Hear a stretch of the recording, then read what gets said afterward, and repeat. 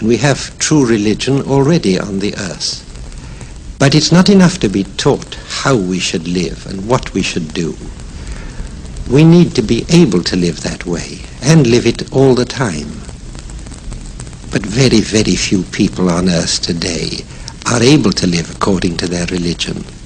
The reason for this is obvious. We are so dominated by outside forces that there's no room for the inner life. Even those who want to live according to the teaching of their religion cannot do so because their inner self or soul has been closed up and shut in by the pressure of worldly forces.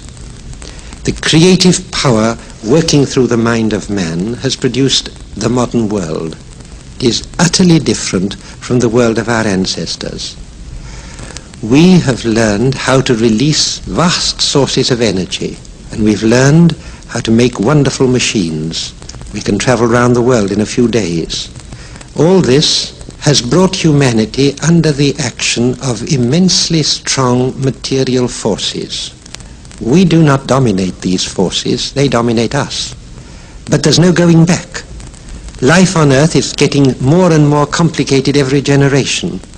We cannot carry on our lives without great organizations, which inevitably take away the freedom of individuals. All these factors have produced a situation in which people have lost contact with their inner life. This is the chief reason why there are so many mentally disturbed people in the world, why people need tranquilizers and sedatives, why we live in a state of constant nervous tension and anxiety that was unknown 1,000 years ago. But inside every human being there is another self, the real self or soul. Even if it is shut up so that we've forgotten that it exists, it's still there. All that is needed is that it should be brought to life and made strong and conscious.